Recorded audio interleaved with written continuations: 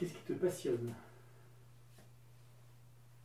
Plein de choses, beaucoup trop de choses, sûrement. Qu'est-ce qui me passionne? La littérature, la poésie, la musique, toutes les musiques, la musique classique, le rock, la pop, le,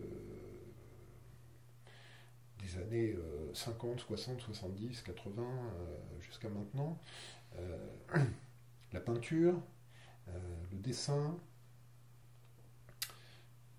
le, la couture, le point de croix, je fais un peu de point de croix aussi. Euh, En fait, ce qui me passionne, c'est tout ce que je ne connais pas. Alors, on pourrait le. En fait, j'ai des passions que je pratique et sur lesquelles j'ai acquis une certaine maîtrise. Euh, mais plus globalement, ce qui me passionne, c'est ce qui me reste à découvrir. Et j'aime me dire qu'il y a des tas de choses encore que j'ai à découvrir.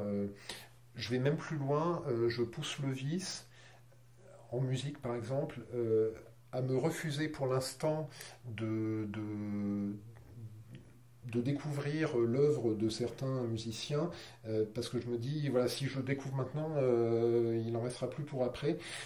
Donc j'ai mis de côté Bob Dylan par exemple. Je sais que c'est bien, hein. J'écoute pas du tout Bob Dylan parce que je me dis, il y a un moment où voilà, je vais m'y plonger et, et en plus, je ne sais pas si le mot existe en langue française, mais je suis complétophile.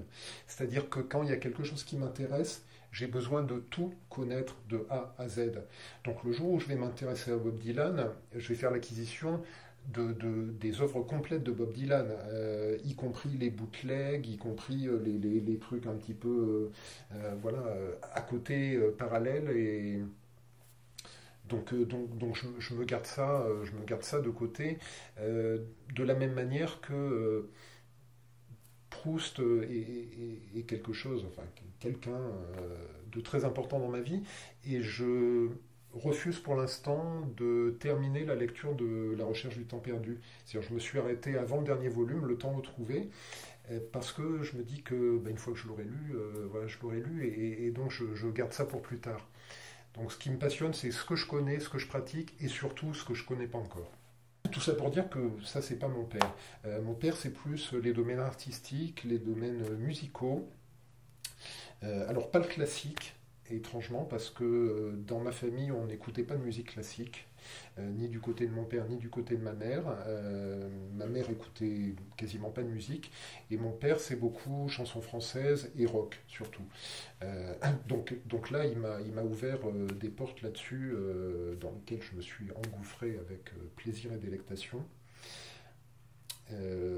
Tout ce qui est peinture aussi, et et sur la peinture, précisément, plus que le fait de connaître et d'admirer des grands peintres, des grands artistes, il y a eu ça bien sûr, mais il y a aussi le fait que lui-même faisait de la peinture. Alors, à l'époque, quand j'étais enfant, beaucoup moins que maintenant. Maintenant, il est aquarelliste, il fait énormément d'aquarelles. À l'époque, c'était des petits dessins comme ça, des petites peintures de temps en temps, mais le fait d'avoir au sein de la maison proche de moi quelqu'un qui concrètement met la main à la pâte et la main au pinceau et produit de l'artistique, ça m'a frappé, ça m'a marqué et vraisemblablement c'est ça qui m'a donné moi aussi l'envie de dessiner et de produire artistiquement des choses.